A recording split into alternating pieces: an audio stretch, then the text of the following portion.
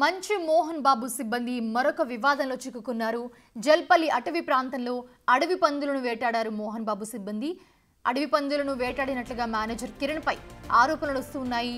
వేటాడిన అడవి పందులను బంధించి ఎలక్ట్రీషియన్ దేవేంద్ర ప్రసాద్ తీసుకెళ్లాడు.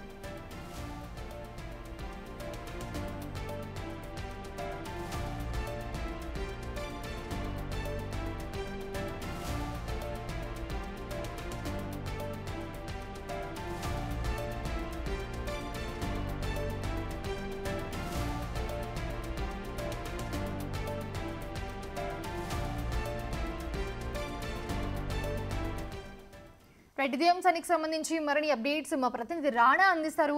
రాణా, ఏంటి మంచు మోహన్ బాబు సిబ్బంది వివాదంలో చిక్కుకున్నట్లుగా కనిపిస్తోంది. అడవి పందులను వేటాడారని చెప్తూ ఉన్నారు మోహన్ బాబు సిబ్బంది. సో ఏంటి, ఏం జరిగింది అసలు?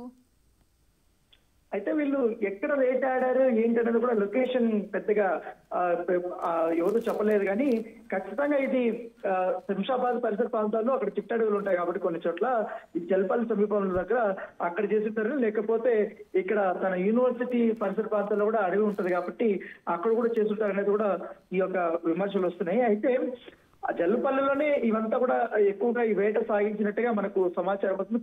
అయితే పోలీసులు దీనిపైన విచారణ చేపట్టారు. ఎందుకంటే ఈ వీడియో మాత్రం రిలీజ్ చేసింది మంచు మనోజ్ అనేది కూడా విష్ణు సిబ్బంది వాళ్ళు చెప్తున్నారు.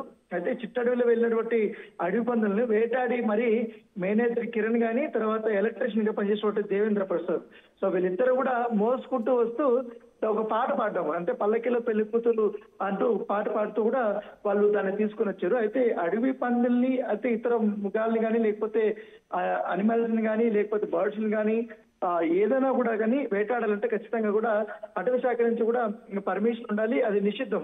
సో నిషేధం కాబట్టి వాళ్ళు వేటాడి దాన్ని మోసుకొని వచ్చారు కాబట్టి ఖచ్చితంగా అనిమల్ యాక్ట్ కింద వాళ్ళపైన చర్యలు తీసుకోవాలంటే కూడా ఇప్పుడు పెద్ద ఎత్తున కూడా డిమాండ్ వస్తున్నటువంటి నేపథ్యం కాబట్టి ఖచ్చితంగా కూడా ఈ గతంలో కూడా ఈ రకంగానే చేస్తే అప్పుడు మంచు మనోజ్ అభ్యంతరం వ్యక్తం చేసినట్టుగా మనకు సమాచారం అవుతుంది.